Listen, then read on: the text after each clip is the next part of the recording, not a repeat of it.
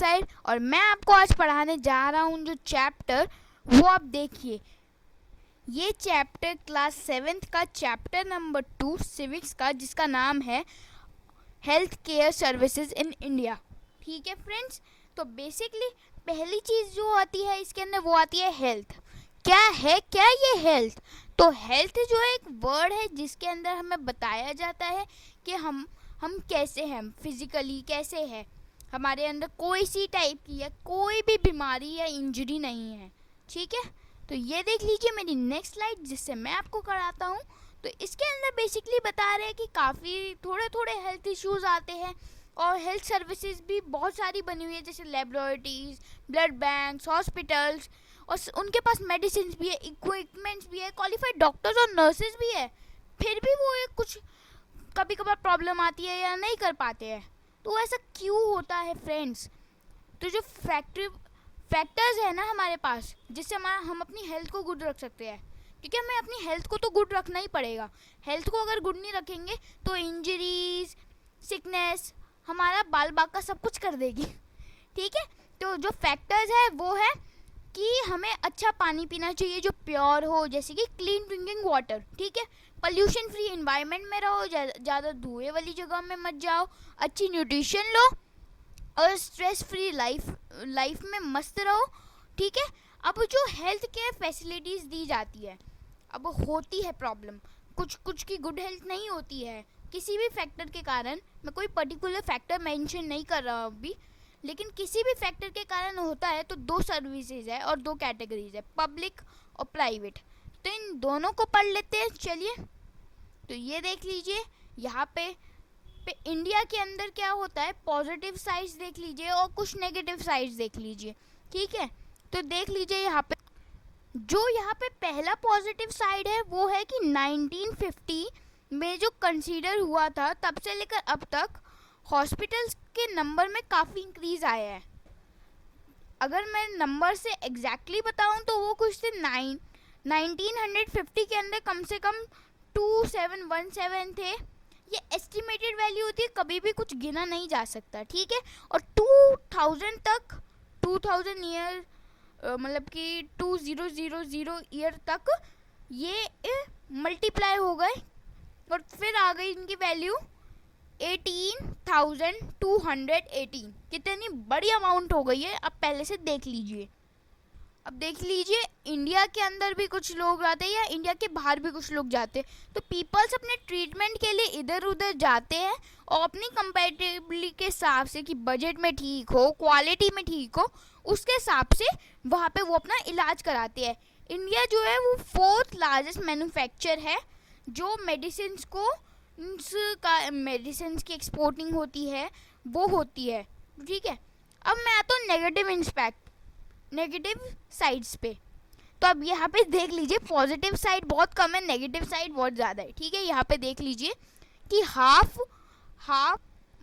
हमारी दुनिया के अंदर, मतलब कि इस दुनिया के अंदर चिल्ड्रंस जो है उनको पूरा खाना नहीं मिलता है, इसलिए उन्हें मल न्यूट्रिशन, ये एक बीमारी है जिनसे उन्हें सफ़र करना पड़ता है, जिसके कारण मिड डे मील नाम की एक स्कीम निकाली गई थी जिसको मैं अभी पढ़ाऊँगा। ठीक है, तो इस सेकंड पॉइंट में जो मैं पढ़ा रहा हूँ और जो इसमें डिस्प्ले आपको दिख रहा है सामने, तो वो बेसिकली है क्या? वो बेसिकली है ये बात कि मेजॉरिटी हमारी इंडिया की पॉपुलेशन की है जिनको हेल्दी और गुड हेल्थ के लिए अच्छा पानी पीना चाहिए। और उस अच्छे पानी को पीने के लिए आप यहाँ पे देख लीजिए फैक्टर्स जो है, जैसे कि 21% जो है वो जो डिजीज़ आती है, 21% तक की डिजीज़ होती है वाटर बोन से रिलेटेड ही होती है। देख लीजिए अगर आप ख़राब पानी पीते हो तो आप किन किन डिजीज़ से सफ़र कर सकते हो। मैंने सिर्फ 4 दिए हैं, लेकिन बहुत सारी होती है, डायरिया, जॉन्डिस, हेपेटाइटिस, क्लोरा, आप ये सारी आपने नाम सुन रखे हैं। ठीक है, तो जो मेरा थर्ड पॉइंट है वो बेसिकली है, इसमें फिर ये भी बताया गया कि 5 मिलियन लोग जो है, मतलब 5 मिलियन पीपल जो है ट्यूबरक्लोसिस से हर साल मरते हैं, और 2 मिलियन केसेस जो आते हैं वो मलेरिया के आते हैं एवरी ईयर। ठीक है, अब जो मेरा एक चौथा पॉइंट है वो है एक ये डिस्टेंस प्रॉब्लम आता है विलेज और सिटी के बीच में। जैसे कि आप देख सकते हैं कि अर्बन एरियाज़ के जो डॉक्टर की क्वालिटी होगी वो विलेज की क्वालिटी से काफ़ी बेटर होगी, तो गांव के लोगों को ट्रैवल करना पड़ता है, तो बस यही प्रॉब्लम होती है। तो मैं नेक्स्ट स्लाइड पे मूव करता हूँ। इसके अंदर बताता हूँ मैं अब पब्लिक हेल्थ सर्विसेज। इसके बाद मैं आपको प्राइवेट हेल्थ सर्विसेज भी बताऊंगा, लेकिन पहले पब्लिक हेल्थ सर्विसेज। तो यहाँ पे आप देख लीजिए मेरी स्लाइड्स के अंदर यहाँ पे क्लियरली वर्ड्स में लिख रखा है कि पब्लिक हेल्थ सर्विस जो है उसके अंदर एक हेल्थ सेंटर और हॉस्पिटल होता है जो गवर्नमेंट के थ्रू रन किया जाता है। ये रूरल यानी गांव के एरियाज और अर्बन एरिया यानी सिटी के एरिया दोनों के अंदर होता है। यहाँ पे जो है ये दोनों में ही गवर्नमेंट के द्वारा रन किया जाता है, और उनका जो मेन मोटिव होता है वो है कि उनको अच्छी से अच्छी हेल्थ सर्विस दे दे, उनको ठीक कर दे, वो भी या तो फ्री में या लो कॉस्ट में। हायर कॉस्ट में नहीं जाता ये, लेकिन फिर आज के टाइम में जो होता है वो भी एक बिजनेस बन गया है, जैसे कि आप सब जानते ही है। और ये सब होता कैसे है? ये सब हमारे टैक्सेस से होता है। कहा जाता है कि ये टैक्सेस हम भर के इनकी फैसिलिटीज़ में आते हैं, लेकिन कभी ऐसा हुआ नहीं है। ठीक है फ्रेंड्स, तो ये डिस्ट्रिक्ट लेवल पे भी होता है और फिर सिटीज़ लेवल पे भी होता है और विलेज लेवल पे भी आता है। डिस्ट्रिक्ट लेवल के अंदर जो होते हैं वहाँ पे थोड़े अच्छे फीचर्स होते हैं, और सिटीज़ के अंदर लार्ज गवर्नमेंट हॉस्पिटल होते हैं जहाँ पे हेल्थ कैम्प रिस्पॉन्स होते हैं, अवेयरनेस फैलाई जाती है पोलियो, मलेरिया, और कैंपेज होते हैं जैसे कि वेस्ट मैनेजमेंट या सैनिटेशन के ऊपर।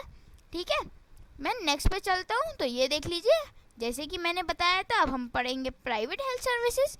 तो यहाँ पे देख लीजिए पॉइंट्स कि अर्बन एरियाज जो होते हैं उनके अंदर प्राइवेट क्लिनिक्स या फिर हॉस्पिटल जो होते हैं वो हम अपनी मर्जी से रन करते हैं, वो प्राइवेटली ओन्ड होती है। पहले वो गवर्नमेंट की तरफ से होते थे, अब ये प्राइवेटली होते हैं।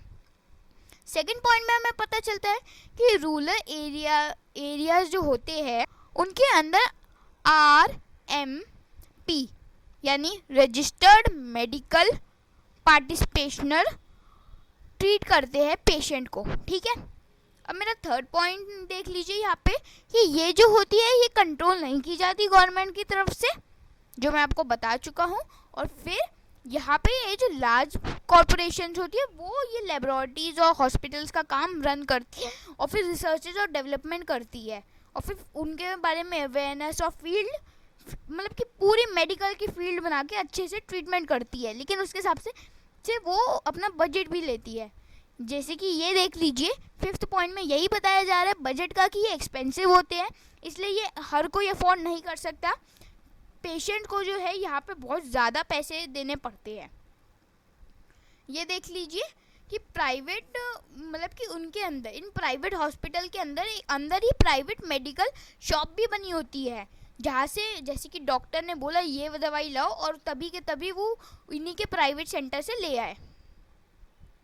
ये देख लीजिए अब ये स्लाइड, ये बता रहा है कि इक्वालिटी और हेल्थ केयर। इक्वालिटी आप समझते हैं, डेमोक्रेसी आप समझते हैं, मैं आपको चैप्टर 1 में पढ़ा चुका हूँ। तो उसके हिसाब से बेसिकली यहाँ पे बताया जाता है कि हर एक चीज़ इक्वल है, हर किसी को केयर मिलनी चाहिए। ठीक है, तो बेसिकली बताया क्या गया है वो है कि प्राइवेट हेल्थ सर्विसेज जो है वो बेसिकली इंक्रीज हुई है कुछ फ्यू डिकेड, यानी decade in the sense 10 years, खासकर अर्बन ईयर्स के अंदर, अर्बन ईयर्स। ठीक है, अर्बन प्लेसेस सॉरी।